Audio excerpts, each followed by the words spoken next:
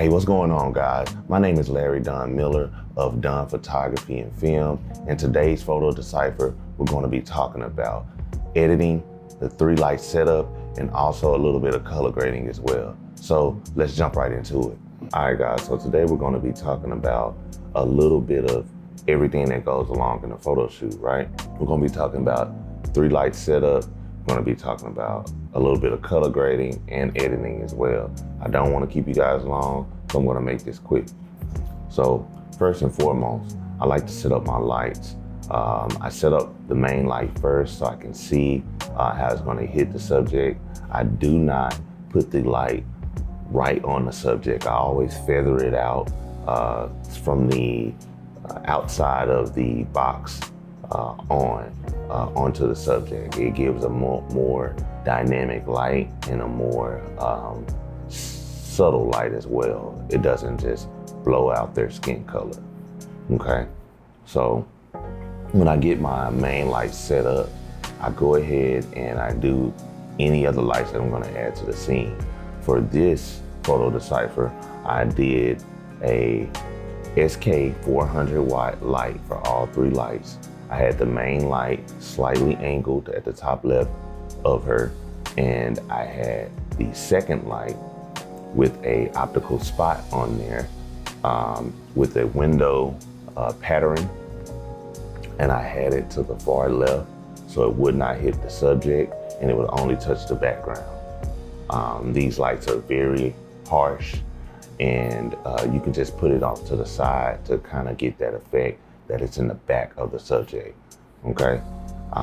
For my third light, I use a strip box on the other side of the subject, and I shined that towards the camera so the light wouldn't spill on the background. And I also used a grid on the strip box as well.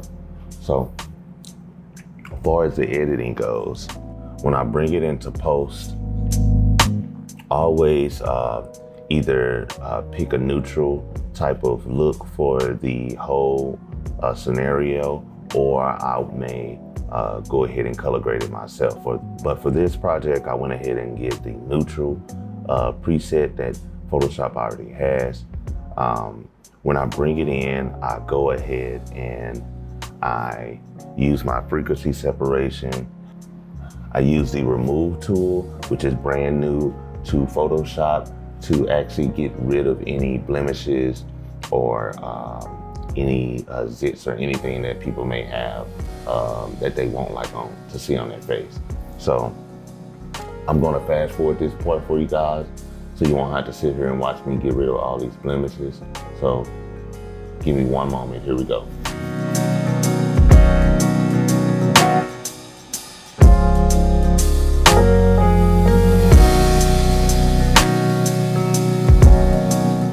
After I get rid of the images, I turn the high pass off so that I can see exactly where there is confusion in the colors of the skin going from light to dark. If there's any mesh that's going on there and it's not right, I fix those parts, and I don't worry about the parts that are already fixed in. So I'm gonna fast forward this part as well so you guys don't have to sit through me working with her skin.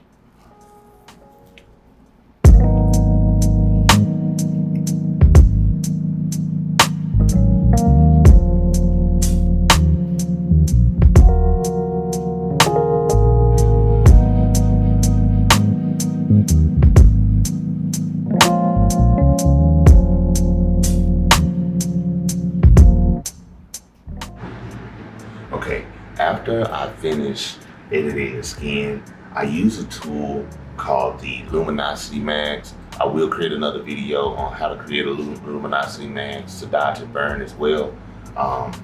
So be on the lookout for that video. I use luminosity mags to dodge and burn my items, or my models in this case. The reason I use the luminosity mags is because it's quicker, it's more accurate than you doing it by eye. And I just let the computer do the work, and I just pick and choose on how contrasty that I want it to be. All right, So basically what a luminosity max is, guys, is it takes all the light areas and the dark areas and it separates everything from a bright area to a little bright area. And it automatically creates these mags for you that you can play with. So I go to the channels and I pick each form or each level of brightness or darkness in the shadows, and I create curves for them.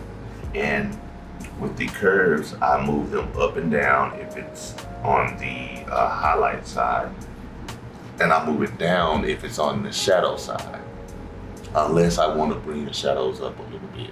That's the only time I really mess with the shadow side. So going up on the shadow side or down on the highlight side, only if I have to for that particular project. That's the only time that I do that. So I go ahead and use this, and the results are amazing that you get. It looks like you dodged and burned it. It's quicker, it's less tedious, and you can make a mistake and not be punished for it. You know? So after that, guys, I come back and I see if I missed anything or if I need to clean up the background or anything like that. If I need to smoothen any parts out, I go ahead and come back and do that as well. Yeah, this is a simple way to edit your photos, high-end quality. I only had to use 2 layers.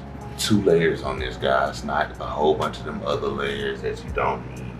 I used 2 layers on this. It's all about maximizing the work, maximizing your time that you have to work on these photos. So if you don't maximize your time, you're going to be sitting here for hours trying to edit a picture when really, in all reality, it doesn't take that much work. Now you can get an AI maker and stuff like that, but I'm telling you, it's not going to be as natural to the eye as when you edit it. So if you need to speed up your workflow, I do recommend getting an AI powered system, but if not, then I wouldn't get an AI powered system because they're very costly. These people are making money off of your laziness.